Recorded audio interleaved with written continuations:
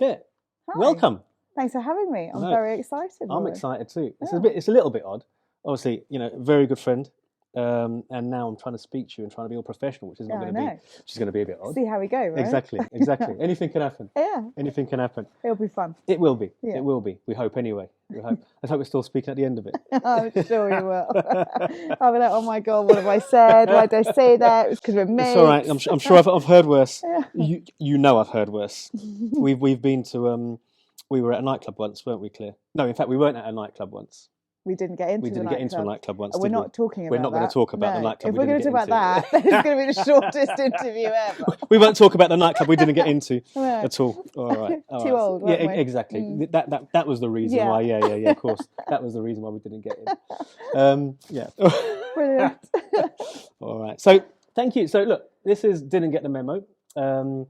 And Didn't Get the Memo. The reason why you're sat here, right? So Didn't Get the Memo talks about people not following necessarily convention, not buying into the usual, not buying into the norm, and doing things completely differently. Yeah. So I think it would be fair to say you, as team principal for the Williams team, obviously, in a sport which is run on the face of it, seems to be by men, not many female team principals.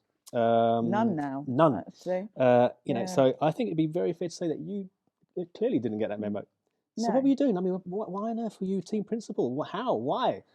First, I should say I wasn't actually team principal, unfortunately. Deputy team principal, and I always like to say it because my dad was, and my dad did not ever want to hand over the TP title. But effectively, I ran the team as TP. Okay, so let's talk about that then. Okay, so you're not team principal. What does a team principal do? So a team principal, which I wasn't, but I was. Yeah, exactly. Which is what I was going to get the point. I was literally going to go through all the different things that a team principal does and say, did you do that? The answer would be yes. Did you do that? The answer would be yes. You were team principal. Basically, completely. And actually, we joked at the end of my tenure, like the last few years, the D in deputy team principal actually stood for de facto, because I was at the end there. I was running the team with my CEO, and my dad was the figurehead. He effectively did step aside, and so I was doing everything that all my fellow team principals was doing up and down the paddock. So you were doing exactly the same as anyone else up and down the paddock. You were just the deputy. Yeah, unfortunately, I just didn't have the title, but that was fine. It was out of deference to my dad, actually, that I never wanted it or would take it. And your dad, he always would have he would have wanted to remain as team principal, right? He wouldn't have handed that over to anybody. No. My dad was very territorial about that. Exactly, and that's why you were deputy. Yeah, exactly. Okay. Yeah. But prior to being deputy team principal, you had a number of roles in the Williams team. You started off. How old were you when you actually started off with a formal role in the Williams team? Before a formal role, I was like put to work from a really young age. How old? So we used to get taken to the British Grand Prix when we were kids, and that was the only race that my dad would ever allow us to go to. I think maybe we went to the Dutch Grand Prix a couple of times when we were very, very little.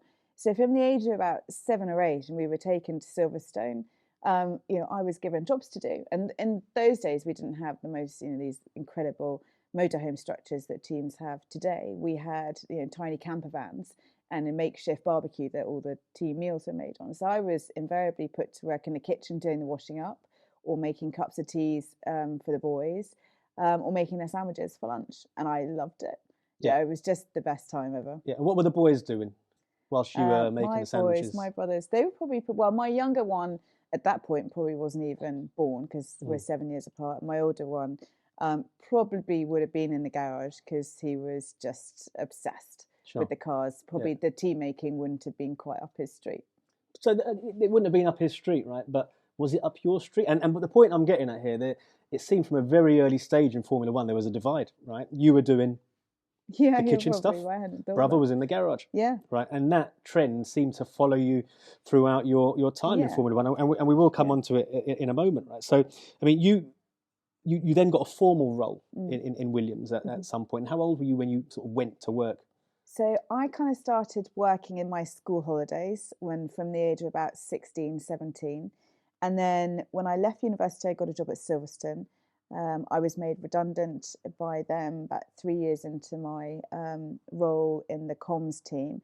Went back to work at Williams because I didn't want to just sit around waiting at home for a job to miraculously appear. I went back to do what I always did, which was work in the travel office, booking all the race teams' travel to the Grand Prix, until a job came up. And coincidentally at the time, the press officer working for Williams resigned, and the then Nothing head to of do with you, was it? marketing. You weren't sort of. No, I wasn't Oh, giving okay. her. All No, right, no, cool. bribing her behind the scenes. That's my job. No, because it was made very clear to me by my parents from a very young age that I would never work at Williams. So don't even think about it. Go off and make your own way in the world. That is not your playground type thing.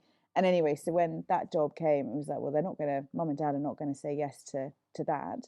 So may as well just keep, putting the CV out there to elsewhere.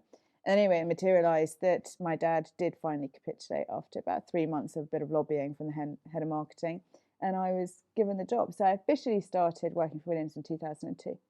How old were you? Oh, no, let's not go there. No, in fact, I can't even scratch that, because that's going to be too easy for people to do some maths if they don't want to look up on Wikipedia how old you are. Okay, but anyway, you start working off as a comms officer. And after that, do you move to director of marketing? Yeah, but I was in the comms team for a really long time, and I was really lucky. I had a brilliant boss in comms who I learned so much from. He was wonderful. In fact, I was just talking to him on the phone this morning on the way up here.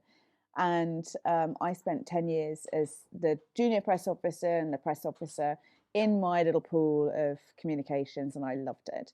And then very quickly, from about 2010, I got a series of promotions. And it all, I think, really transpired because Dad employed a new CEO. And he hadn't had a CEO up until this point. He'd had one that didn't last for very long prior to this guy coming in. And then this new CEO came on board, and he very quickly kind of did some restructuring and restructured some of the marketing areas and put me into the head of comms role.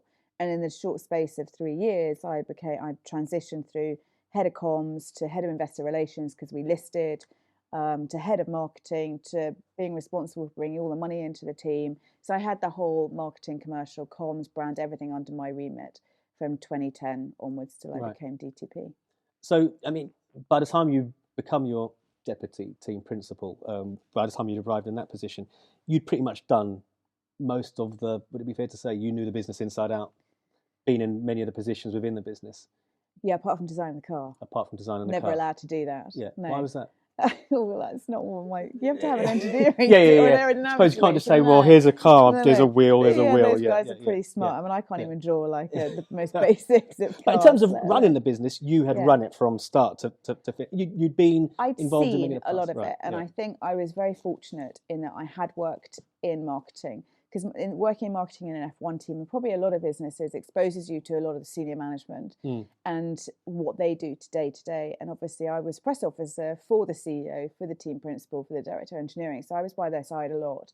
Not necessarily their day-to-day work, but I was exposed to what they were doing. Yeah. And that was really fortuitous, I suppose. And then it provided me quite a strong platform to understand what they were doing. And certainly the CEO who promoted me, I spent a lot of time with him, understanding what was going on. But then I'd grown up within the team, and I'd heard my dad talking about it year on year, and the whole time. So having grown up within the team, I mean, you it's fair to say you grew up in Formula One, full stop, right? So you knew other team bosses and so on and so forth, presumably.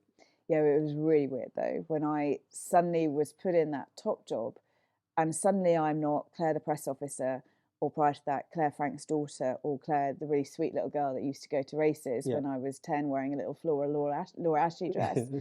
Suddenly I was expected to be in these really high power, high power meetings with these other team principals that I had for most of my life revered and looked up to as my dad's colleagues and counterparts. And suddenly I was at the table with them, having to forge my own position and kind of hope that I would earn some kind of respect, that group of people would listen to me.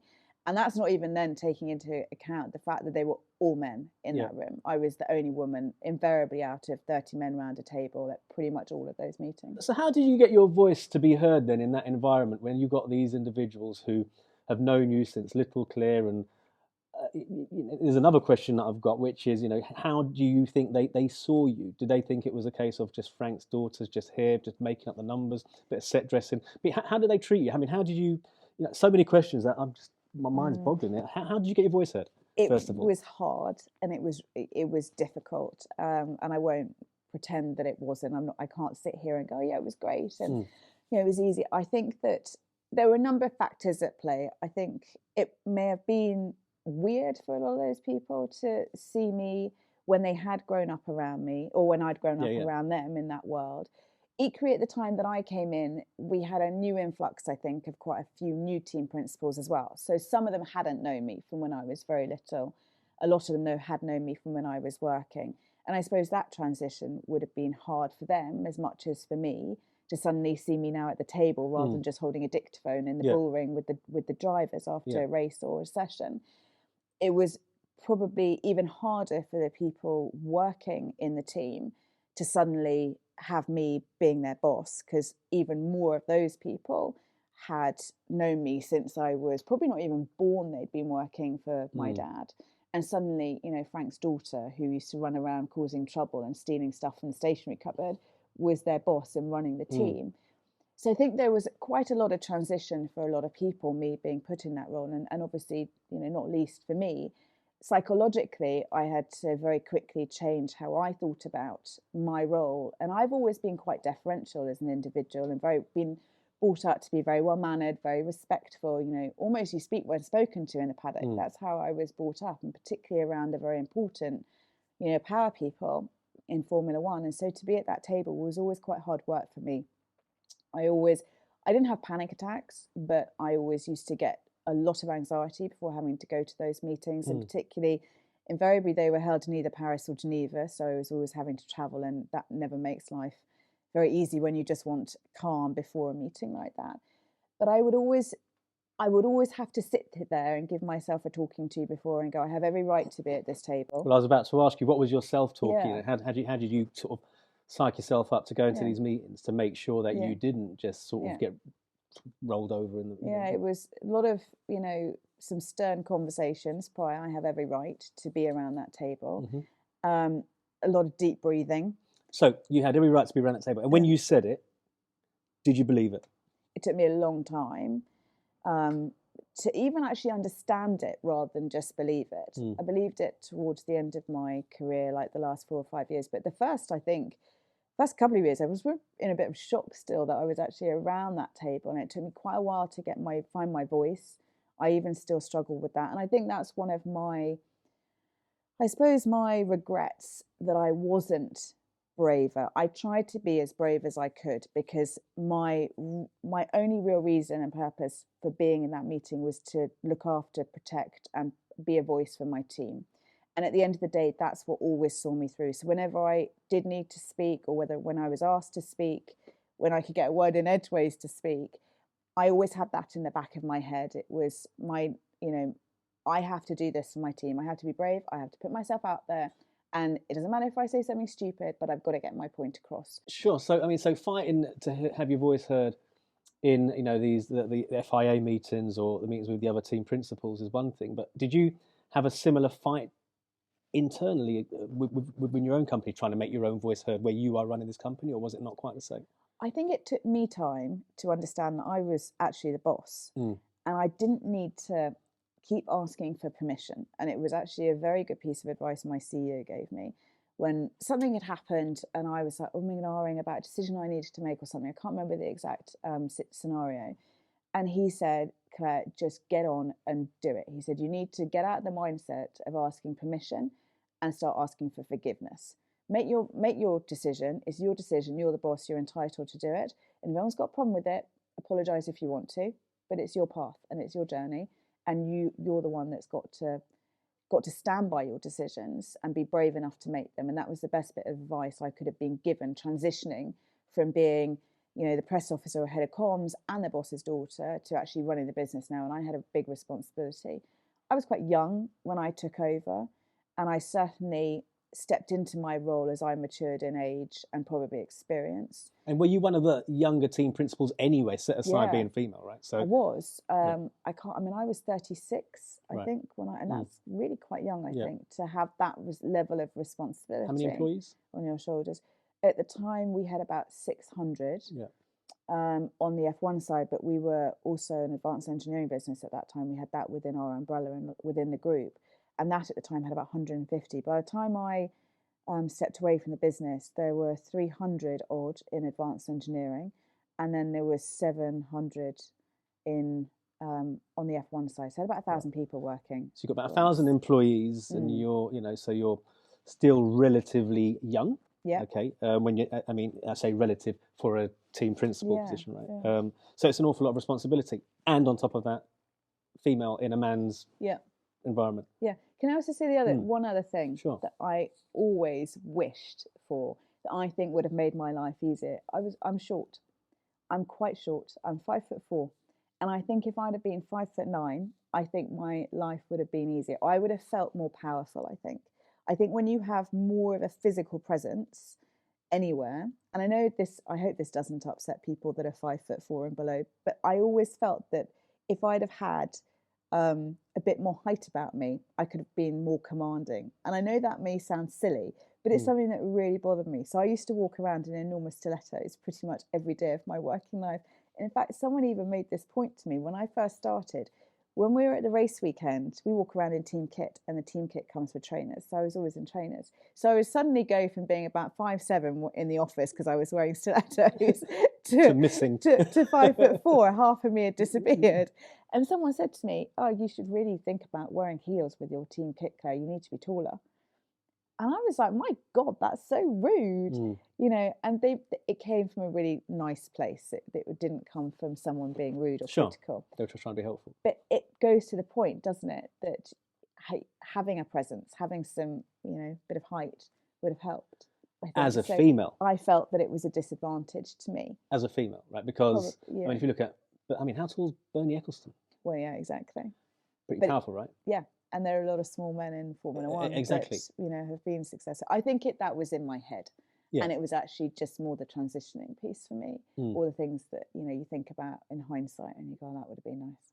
It probably was in your head, right? In the sense that if that's what you felt you needed to do, right? And as, the whole, what's quite interesting about this, and I'm going to get onto it, it's just that mental mastery, just trying to control your own thoughts, and because that will project to the outside world and how you deal with it, right? Yeah, exactly. So I mean, so as a TP, as a female, I mean, was there any other treatment? For example, if you brought your family to races, is that sort of, how would that be viewed? Is it any differently to anyone else, or? It wasn't viewed well, and I got quite a lot of comments on that because obviously I spent most of my time up until I met my now husband. And being pretty much, I had boyfriends, but I was always seen, I think, by myself because my job was very much my focus.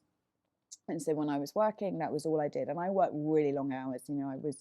My job was my life, and then I got married, and I had my son, who actually came. I didn't have my little boy till I was 40, and I left it very late.